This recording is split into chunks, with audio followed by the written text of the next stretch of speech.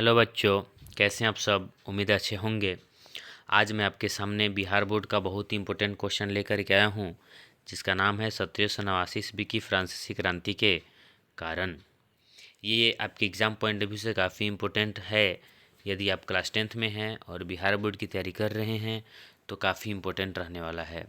साथ ही साथ आप किसी भी एग्ज़ाम की तैयारी कर रहे हैं तो आपके नॉलेज के लिए भी काफ़ी इम्पोर्टेंट है।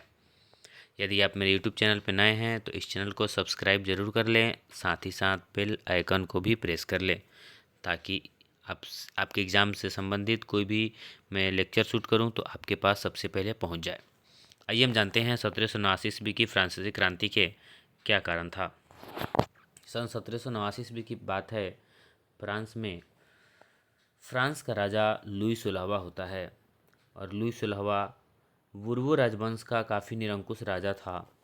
इस राजा से बिल्कुल जनता नाखुश थी, क्योंकि लुई 16वां ने जनता के ऊपर कई तरह के शोषण कर रहा था, जैसे कि जनता के ऊपर सामंती व्यवस्था लागू कर देना। सामंती व्यवस्था क्या था, ज़रा समझ लेते हैं उसको। सामंती व्यवस्था एक ऐसी प्रक्रिया थी जिसमें किसी दूसरे के ज़मीन का मालिकाना हक किसी दूसरे ज़मींदार को होता था, और उस ज़मीन पर उगाए गए अनाज का मालिकाना हक जिसका ज़मीन होता था वो नहीं होता था, जबकि वो ज़मींदार होता था, और ज़मींदार सीधे उस अनाज को राजा तक पहुंचा देता था। आम किसान को कोई भी लाभ नहीं होता था और बहुत ही कम उसको वापस बोनस के तौर पर उसमें से अनाज मिल जाता था। जनता को कोई लाभ कोई फ़ायदा नहीं होती थी, बिल्कुल नाखुश थी। तो वो सामंती व्यवस्था था, यानी कि दूसरे की ज़मीन का मालिकाना हक किसी दूसरे को हो जाना। साथ ही साथ किसानों के ऊपर, मजदूरों के ऊपर उस लुई 16वां ने टैक्स भी लाद दी थी, टैक्स में वृद्धि भी कर रहा था।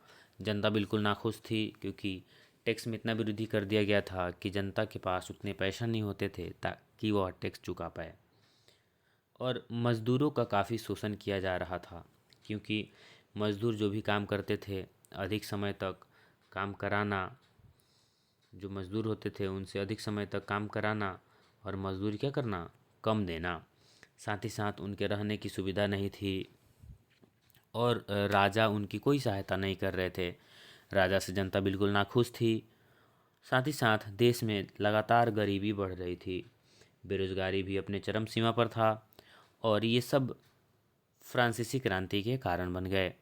धीरे धीरे जनता जागरूक हुआ और क्रांति पे उतर गए, और 1789 ईस्वी में विश्व में पहली बार क्रांति की शुरुआत यूरोप महादेश का एक छोटा सा देश फ्रांस से होती है।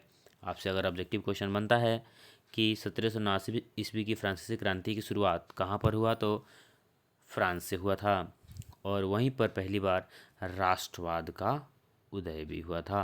आपको ये बात याद रखना होगा।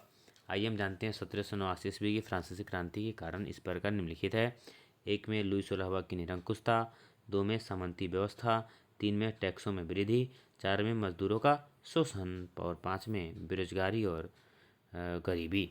यह 1789 ईस्वी की फ्रांसीसी क्रांति के कारण है। अगर आपसे पूछता है एग्ज़ाम में कि 2 नंबर में, तो इतना ही लिखना है। अगर ये 4 नंबर में पूछता है तो हम जो भी बात बताए हैं भाषा में, उसको भाषा में कन्वर्ट करके आपको लिख देना है। इसी 5 के बारे में थोड़ा थोड़ा, जैसे लुई 16वां के बारे में, निरंकुशता के बारे में लिख देना कि लुई 16वां अच्छा राजा नहीं था, लोगों के साथ बहुत अत्याचार करता था, लोगों का शोषण करता था, लोग इससे नाखुश थे। सामंती व्यवस्था क्या है उसको लिख देंगे। टैक्सों में वृद्धि, यानी कि किसानों मजदूरों पर टैक्स में वृद्धि कर दी थी, मजदूरों के पास चुकाने के लिए कोई पैसा नहीं होते थे।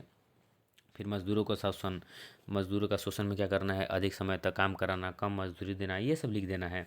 तो ये आपको 4 नंबर आराम से मिल जाएंगे। तो 2 नंबर के लिए इतना ही लिखना है, 4 नंबर के लिए थोड़ा इसमें भाषा बना देना है। उम्मीद है बात समझ में आया होगा। यदि आपको ये लेक्चर समझ में आया हो तो लाइक और अपने दोस्तों के पास शेयर ज़रूर करें, ताकि ये इंपॉर्टेंट क्वेश्चन उनको भी पता चले। इसमें ही तक रखेंगे। धन्यवाद।